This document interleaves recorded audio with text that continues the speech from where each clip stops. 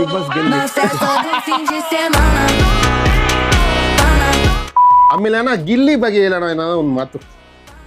ಗಿಲ್ಲಿ ಹೆಂಗಿದ್ರು ಅವರು ನಿಮ್ಮ ಒಳಗಡೆ ಅದು ಹೇಳ್ದಲ್ಲ, ಆಟಿಟ್ಯೂಡ್ ಪರ್ಸನ್, ಅಹಂಕಾರನ, ಜೋವಿ ಎಲ್ಲ ಹೆಂಗೆ ಅನಿಸ್ತಾ ಅಲ್ಲ ಇದೆ? ಗಿಲ್ಲಿ ಈ ಸರಿ ಬಿಗ್ ಬಾಸ್ ಗೆಲ್ಲಿ. ಇಲ್ಲ ಗಿಲ್ಲಿ ಈ ಸರಿ ಬಿಗ್ ಬಾಸ್ ಗೆಲ್ಲಿ. ಅಣ್ಣ ಇಲ್ಲ ಹೊಡ್ಕೊಳ್ಳ. ಒಳ್ಳೆ ಹುಡುಗ ಪಾಪ, ಅವನು ಬಡವ, ಅವನು ನಂತರ ಆರ್ಟ್ ಡಿಪಾರ್ಟ್ಮೆಂಟ್ ಇಂದ ಬಂದಂತ ಹುಡುಗ. ಅವ್ನು ಕಾಮಿಡಿಯಲ್ಲಿ ಬಂದ, ಅದನ್ನೇ ತಗೊಂಡು ಹೋಗ್ತಿದ್ದಾನೆ, ಚೆನ್ನಾಗಿ ಹೋಗ್ತಿದೆ. ಯಾರಿಗೆದ್ರು ಎಲ್ಲ ಪರಿಚಯದವ್ರೆ ಅವರೆಲ್ಲ, ಅಂದ್ರೆ ಫ್ರೆಂಡ್ಸ್ ಅಲ್ಲ ನನಗೆ, ಎಲ್ಲ ನಮ್ಮ ಸಿನಿಮಾದವ್ರೆ. ಅದೊಂದು ಆಟ ತರ ಅಷ್ಟೇ ಚಿರು, ಅದು ಲೈಫಿಗೆ ಸಂಬಂಧ ಮಾಡ್ಕೋಬಾರ್ದು.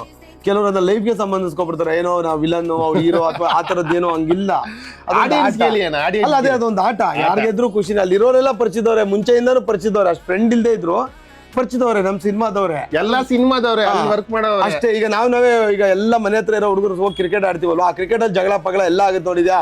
ಮತ್ತೆ ಬರ್ತಾ ಎಲ್ಲ ಒಟ್ಟಿಗೆ ಬರೋದು, ಐಸ್ ಕ್ರೀಮ್ ತಿನ್ಕೊಂಡು ಚಿಕ್ಕ ವಯಸ್ಸಲ್ಲಿ, ಅಂದ್ರೆ ಏನೋ ತಿನ್ಕೊಂಡು ತಿಂಡಿ ತಿನ್ಕೊಂಡು ಮಾತಾಡ್ಕೊಂಡು ಆ ಆಟದ ಮಧ್ಯೆ ಒಂದು ಜಗಳಗಳಿರುತ್ತಲ್ಲ, ಅಷ್ಟೇ ಬಿಗ್ ಬಾಸ್.